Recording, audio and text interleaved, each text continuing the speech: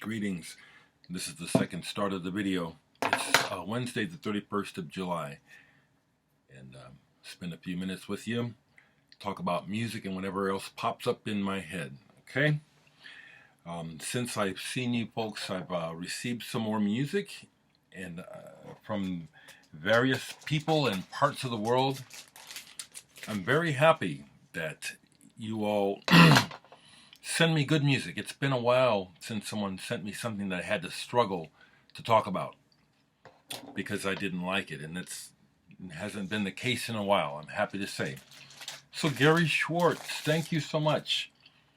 Gary Schwartz is a musician, and he was in a band called the United States of Existence. He was the drummer. They have this album that was released in the 80s on the Bam Caruso label, which was a label that caught my interest as they were releasing compilations of garage and freak beat music from the 60s and doing a very good job of it. So I think it's pretty awesome that Gary's band got released on Bam Caruso, such a cool label. And I like this. The band, the United States of Existence, what this was it was an 80s band doing an almost perfect pastiche of the 60s garage freak beat sound. I mean, the everything, you know, from the swirling either Farfisa or Vox organ to the I don't know how old the guys are in when they made this album, but they sing and sound like teenagers, okay? So it captures that. This has a real nostalgic appeal to me personally. I was born in 1955, so when the Beatles and all that stuff happened in the 60s, as well as civil rights, I was enamored and enchanted by the good life that I saw young white kids embracing through music and newfound forms of freedom and expression through rock music, you know, the explosion after the Beatles. And this sound was a big part of it. So though I always wanted to be a part of this, couldn't be because of my skin. I tried to be, okay? I always bring this stuff up because it's important for you folks to know that my experience of America is completely tainted by being black, okay? I love this music. I love rock music. I loved the young white sound as well as the young black sound, and wanted to be a part of this. Tried to be a part of it. I wasn't allowed. I think that's important for you all to face. Some of you folks think everything's just fine now. Oh, things are better now, aren't they? Gary, thank you for letting me, well, I said what I said. Thanks for sending me the record. I hope you don't mind that I put in that social commentary while talking about your album. I really like it. Gary's also sent me some other records, a single that he put out. I didn't grab it. I could have. I probably should have too. But check out Gary Schwartz, United States of Existence, and I'll look for a link to his music to put in the comments. I also received a CD from a Miles Richmond. Do not know this person.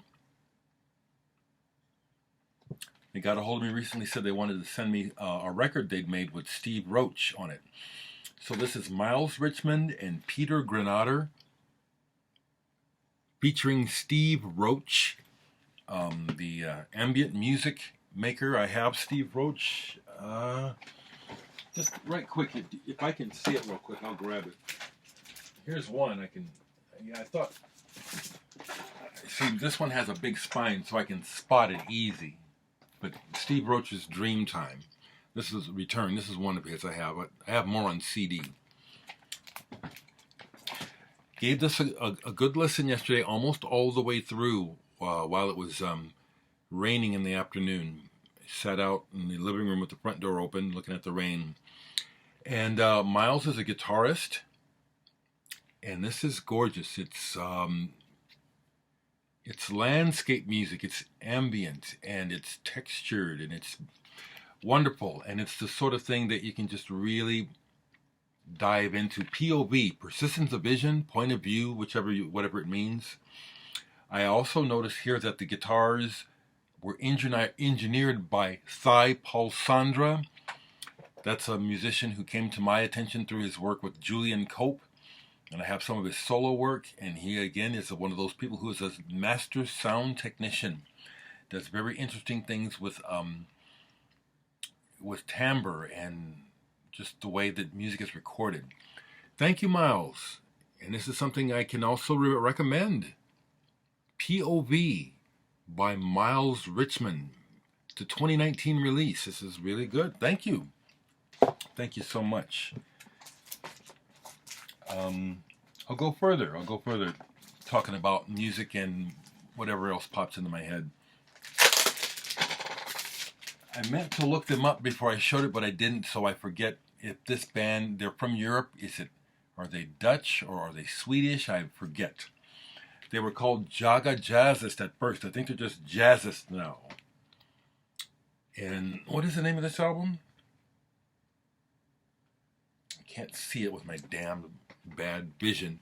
But it has a really cool cover where it comes in this plastic liner. Particularly on the back, when you slide it, you see the... let me see if I can get that. Yeah, see how that does that? As you pull it out. What is the name of this album? Jaga Jazzist. They came to my attention many years ago. Starfire. This is a wonderful type of music. It is a mixture of jazz, progressive rock, contemporary classical composition. The people are obviously well-trained musicians. There is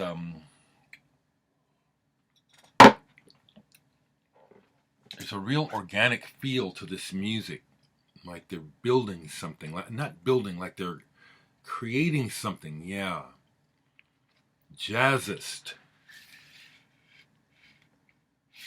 Jazzist. Wonderful. I was reading a Mojo magazine that was given to me not too long ago that listed, in their opinion, the top 50 Pink Floyd songs. And when I read stuff like that, depending on what is written, it will inspire me to play something I haven't played in a while. So it did. It inspired me to play the song Fearless off of Echoes by Pink Floyd. And I do agree what they said. They said that Fearless is a song by Pink Floyd that they never performed live, and it's kind of like perplexing as to why. It's a very good song. Seems like it would have translated well to a live performance. Apparently Roger Waters has done a performance of it solo live. But I really like Pink Floyd. Love Echoes. Before that, a couple days ago, I pulled this as a result of reading that same article. Pink Floyd's first album, the American pressing of The Piper at the Gates of Dawn. See Emily Play is on this, and it's not on the original English. And a couple of the other songs that are on the original version of this from UK are not on the American. I put that on from the... Okay. The early Pink Floyd is my favorite era. Last night I was getting into some Massive Attack, Mezzanine. Into the 90s, to me it's a masterpiece. One of the best records made in the 90s. Holds up today. It just sounds so fantastic. I got to see them in 98 when they came to America for the first time. Drove up to Minneapolis. It was well worth it. Was not able to finagle meeting them. I wanted to, but this show was phenomenal. Played this Daydreaming from their first album. Such great beats and production. Safe from Harm. I love it when I like something so much it makes me want to sing, because Massive Attack. Another band that's back on the scene that I've seen a couple times and I love their music. Stereolab, Mars Audiac Quintet. Had this out. Have it on CD as well. Love this band. Was very happy. I know I've shared this before in an old video. Some of you who have watched all my videos will remember where I mentioned that I met Letitia Sadier at one of the shows and was able to spend some time with her and chat about music. And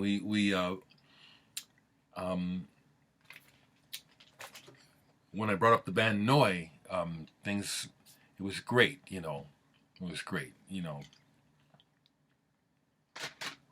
Some other music before I go that has been playing. Here's some music of mine. People wonder what are my most favorite records of all time. It's really hard to remember to tell you. I used to be able to say it like that. But now anymore, it's just so much.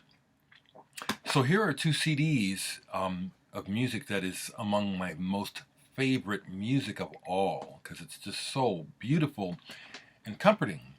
Rodica Miller, another artist that I became familiar with through her music being featured on, I believe it's Hearts of Space. Here in Far Away. She's a flautist, plays the flute, and this is flute and harp primarily. It's very beautiful and calming. And just like I was saying about that Fred Simon, Liz Stefani album, this music is like medicine. It really is. Well, all good music is medicine.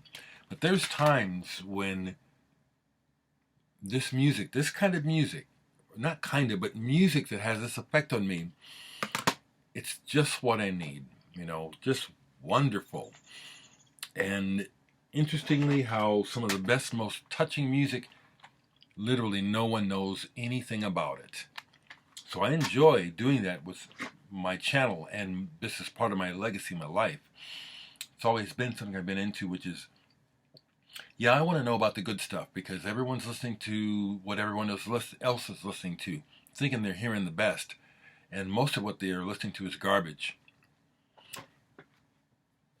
2 nights ago, somehow I got on a Brazilian kick again, and started watching some videos. Gal Costa, Maria Bethânia, then some Milton Nascimento, and then Gonzaguinha ended up coming up. Dorival Caymmi as well, and Cesaria Evoria. But this guy came up, and I forgot that I had this by Gonzaguinha. It's an American version of one of his Brazilian albums, and the American version is called E. Ooh-wee, there isn't a bad song on here. Now, if you folks, if you know about Brazilian music and the saudade, I can't say the word, saudade, oh, I don't know what it is. There's this element of beauty, longing, sensuality in the form of Brazilian music. It's very beautiful. The chord changes, as you know. Very romantic music in a lot of ways. Beautiful. Portuguese is a beautiful language too, kind of like French. A lot of times with this music, I just get caught up in the feeling coming through the words, more so than needing to know what he's saying or they're saying at all. But this is a brilliant album of Brazilian music, Gonzaguinha. Gonzaguinha. There's just so much good music to tell you about. It kind of, to me, it's kind of, I'll just keep going, okay? Now here is another one that Vin Vijay gave to me. And this is a band that I will be honest with you that I have problems with. And the band is from Japan, and I love the Japanese, and I love the way they do things. But this band I have problems with, and that's Mono. Mono. Post-rock. I have another 10-inch by them. I had an album on theirs a while back that I bought when I saw them. I saw them live. And that sealed the deal. It's like the music, a lot of it doesn't go anywhere. Now, depending on what you're doing, that can be fine. That you can set up something, it can be repetitious, but it can become hypnotic or something. That happens with some of Mono's music. But frankly, I find with this band, they put out stuff that I just have to skip. It's like it gets to a point and it's like, well, this isn't going anywhere. This is all this is going to do, and it's nothing. And I appreciate getting this album from Vijay, but there's examples of that on here where it's like, okay, this has done what it's going to do, and we're done. So I take it off. I appreciate it, though.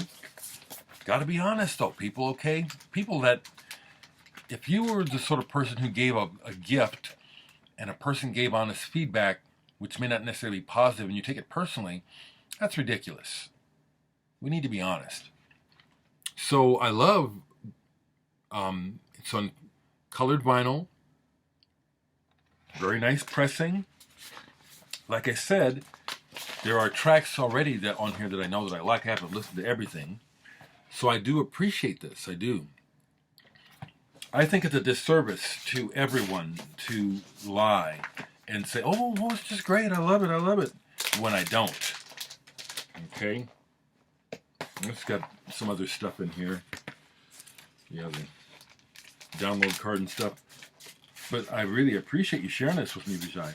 Mono is one of those kind of bands where it seems to me like it just doesn't, it's a good idea that hasn't solidified.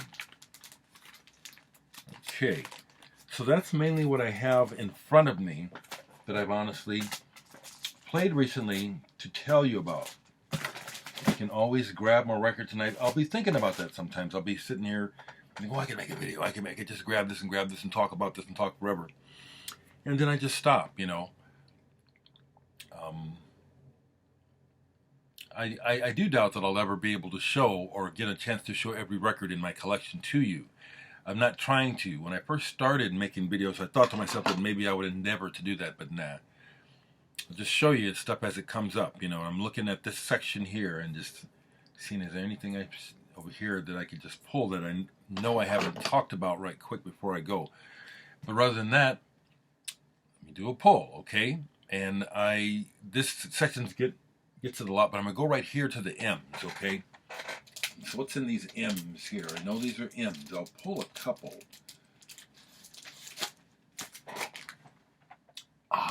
Gretchen, another, okay, I almost thought I pulled the same record. No, it's another big actuel. Gretchen Moncour III. Trombonist, New Africa. This is an original. It's got a damaged cover. This is an original. It's not a reissue. I collect these, and I like to own the original pressings, even though they're bad pressings. When these came out, Giorgio Gomelski was all about maximizing his profits and exploiting the artists, you know, and he's said as much, but he said it with pride because that is the nature of the business, is to exploit the product, make the most money. So these originals, which are collectible, most of them are pressed badly, bad vinyl. But I can remember this album right away, and this is from a time in France when a bunch of American musicians and Europeans kind of came together because the atmosphere over there was more inviting to real musicians and jazz musicians and musicians of color. So there was an explosion of creation that happened at the end of the 60s. This was part of it. This is dynamic and wonderful music. What was next to it before Moncour was Momus, however you say him. The Hairstyle of the Devil. I originally got this because it's on the Creation label. Don't listen to it much, but I keep it. This guy's words are kind of weird and creepy. But the music is cool too. It's almost like lounge music from hell. Very strange. I have a CD of his. Haven't played it in a while. Interesting stuff if you've never heard of Momus.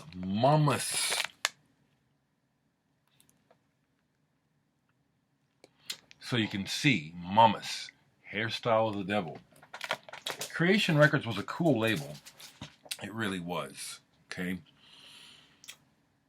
I see your comments, Dave Sanderson.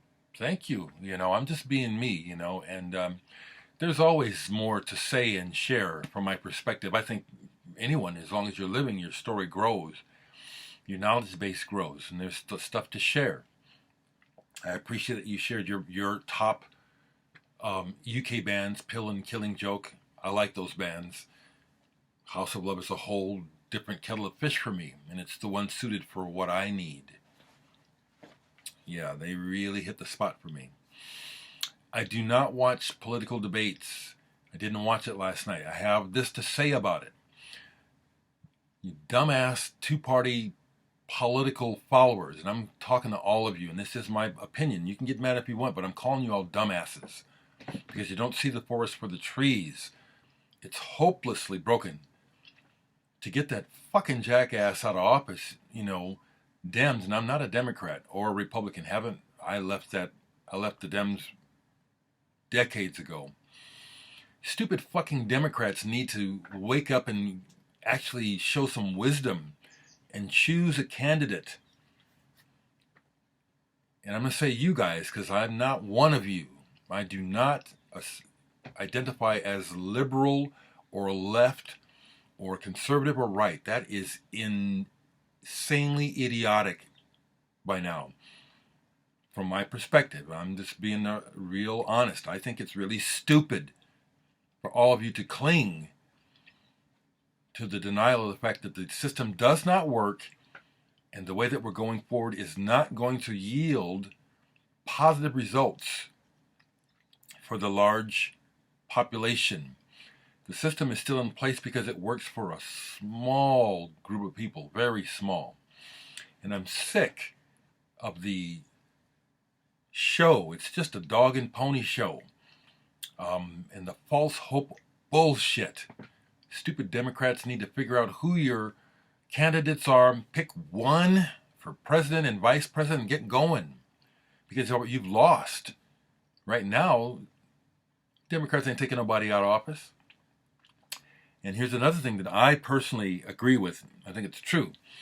No matter who is in office, we're still stuck with the government. And the government is a corporation. It's not a democracy. The government is a business, which is what we see, and which is why Trump is able to just be the stinking piece of shit that he is and do what he does, because in many ways he's just doing his job as a businessman. But look at how things are, because we have chosen to run a country of humans like a business. And we're stuck on stupid. And always saying it's going to be better next time. Oh, you just wait. Been watching it my whole life, and it's never been true. Fucking lying shit. And now, what's the latest thing that someone's dug up and people are getting crazy about? An audio tape where Ronald Reagan is mocking African delegates to the UN, and people are acting surprised. See, that's what gets me. It's like, you actually believe the fake story. See, because I'm black, I don't have that I don't have that privilege of believing the white fairy tale, the garbage lies. You know what I'm saying? Ronald Reagan, some people want to say he was the best president. Man, that motherfucker made things so bad for the common man. So bad. And so the idea that people are surprised, well, yeah, I thought he was a good guy. Well, he was a typical American. Racism has been the norm in America forever. It's still the norm. That's why I'm always speaking about it and saying it's like the whole country just really needs to own up. That's why I keep saying it. I listen to all this music by people of all colors. You see that I love people and music. It doesn't matter. I don't have to listen to black music because I'm black. I listen to what I like. And I already explained, I know my bloodlines. I know that I'm a universal citizen. You see the black, you don't see the Irish, you don't see the Native American, but it's all in there. I was talking, another quick aside, because I've been conversing with George online, the lead singer of Joint Pop. They're from Trinidad and Tobago, so they're Caribbean. But I vibe with these guys, and he was asking me, "Are you partially Caribbean?" And I said, "I don't think so, but I could be." But I personally, pretentiously say that I am a member of the family of man, and the planet is my home. You know, I relate to all people. Yeah, and I listened to this some more. This is good, people. This is good. This really is. This is big, like Tom Petty and Bruce Springsteen. This could be like a record that's in everybody's house. I do want to shout out and big up the guys in Joint Pop. You know, you never hear from people from places like that, Trinidad. It's awesome. Find out about that band, okay? All right, I think I've said enough. Have I? Leave your comments, people. I appreciate it.